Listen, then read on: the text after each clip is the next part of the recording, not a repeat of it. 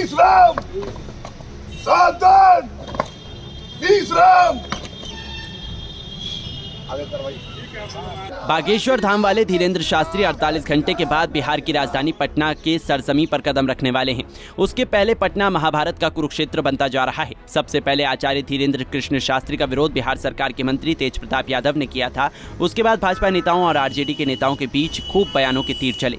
अब तेज प्रताप यादव ने बाबा के विरोध के लिए अपनी सेना DSS तैयार कर खलबली मचा दी है। तेज प्रताप यादव वीडियो में अपनी सेना को ट्रेनिंग देते हुए देखे जा सकते हैं। जय श्री राम, जय श्री राम, जय श्री राम, जय श्री राम, जय श्री राम।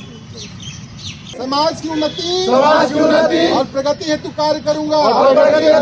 मैं संकल्प लेता हूं कि मैं सनातन धर्म संस्कृति के संरक्षण संवर्धन के लिए आजीवन कार्य करूंगा।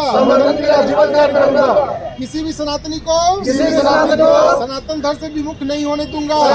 वहीं तेज प्रताप के विरोध पर जब मुंबई में प्रेस कॉन्फ्रेंस के दौरान आचार्य धीरेन्द्र शास्त्री से सवाल किया गया था, तब धीरेन्द्र शास्त्री ने कहा कि हनुमान जी की जैसी इच्छा बालाजी की इच्छा पर हम चलते हैं। बालाजी की जैसी इच्छा होगी वैसा होगा। बाबा जी बिहार के मंत्री हैं तेज प्रताप, उनके ये शब्द हैं कि बाबा बागेश्वर को बिहार में घुसने नहीं देंगे। भगवान की इच्छा, हनुमान जी की इच्छा पर हम चलते हैं। बालाजी की जैसी इच्छा होगी वैसा होगा।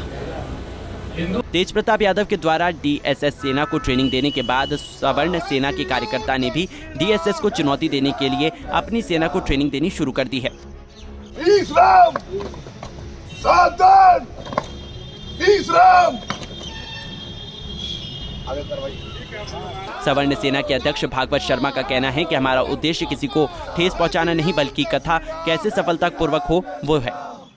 धर्म का नाश हो, धर्म का नाश हो, धर्मियों का नाश हो, विधर्मियों का नाश हो। कथा शांतिपूर्वक संपन्न होगी, हम भी जानते हैं और आप भी जानते हैं। 10 लोगों को खड़ा करके लेफ्ट राइट कराने से नहीं होता है। बिहार का एक एक नौजवान, हमारे जो एक एक नौजवान साथी है संगठन का, कथा को कैसे संपन्न करना है, हम वहाँ जो हमारी माताएं बहनें पहुँचने वाली हैं उनको कोई दिक्कत नहीं हो, उसकी तो ये तैयारी हमारी है। हमको किसी को चोट पहुंचाना हमारा उद्देश्य नहीं है। कथा कैसे सफल होगी, करोड़ों लोगों को भावनाओं का कैसे ख्याल रखना है, कैसे मान सम्मान सभी का बचाना है, कैसे सभी को रास्ता बताना है, कैसे जाएंगे, स्वामी जी महाराज का कैसे देखभाल करना है, उनके दिशा निर्देश में यह कार्यक्रम होने जा रहा है। तो हमारी तैयारी उसके लिए है। जो नपुंसक तत्व कथा में विरोध फैलाने की कोशिश कर रहे हैं कि पहले भी रामायण काल में, श्री कृष्ण काल में राक्षस लोग आते थे और यज्ञ में क्षति पहुंचाने की कोशिश करते थे, तो उनका नरसंहार होता था ना। यहाँ कैसे वो रोकेंगे, ये एक एक नौजवान लोग जानता है। लेकिन कुछ लोग पोस्टर फाड़ के विरोध कर रहे हैं। इनको इनको काम है ये नपुंसक तत्व ही रात में जाते हैं कथा पढ़। इन मूर्खों को तो यह भी नहीं पता कि सनातन की चर्चा वहाँ होने वाली है।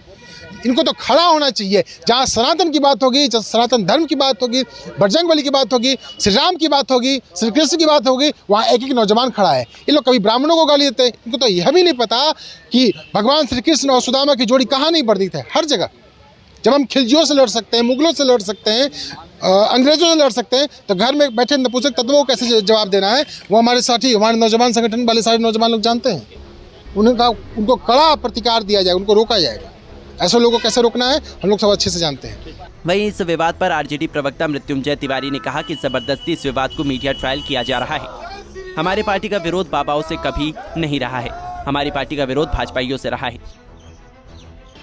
कोई सियासत नहीं हो रही है, बेवजह का इसका मीडिया ट्रायल हो रहा है। हमारे लोगों ने स्पष्ट, हमारे नेताओं ने कहा है कि कोई भी हो, अभी भी रामभद्रा जी महाराज जी का कहलगांव भागलपुर में हुआ कथा, हर जो संत गुरु हैं आकर के साधु संत हैं कथा कर रहे हैं, कहाँ कोई परेशानी है। लेकिन बेवजह का बीजेपी जिस तरह से इस मुद्दे को हवा दे रही है, तो कोई अगर गड़बड़ी कुछ करेगा, दंगा फसाद कराने का प्रयास करेगा, तो उसके ऊपर कानून अपना काम करेगा। बाबाओं से नहीं, भाजपाइयों से न लड़ाई है। भाजपाई जिस तरह से बाबाओं के सहारे अपनी राजनीति खोज रही है, ये भी नहीं चलेगा। बीजेपी पोस्टर लगा कर क्या संदेश दे रही है, उछल कूद कर रही है। बाबा कह रहे हैं कि न हमारा कोई मतलब नहीं राजनीति, लेकिन बीजेपी उसे कमल छाप और अपना कॉपीराइट समझ रही है। तो ये सब चीज़ बिहार की धरती पर नहीं चल सकता। बिहार में कानून अपना काम करेगा। कोई आपसी सद्भाव, शांति, सद्भावना खत्म करना चाहेगा तो ये बिहार में संभव नहीं है।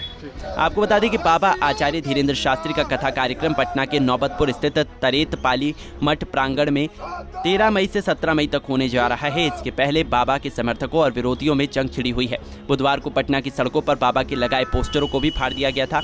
अब प्रशासन और कथा के आयोजकों के लिए बड़ी चुनौती है कि आचार्य धीरेन्द्र शास्त्री की कथा को कैसे शांतिपूर्वक संपन्न कराया जा सके। पंजाब केसरी टीवी के लिए पटना से अभिषेक कुमार सिंह की रिपोर्ट।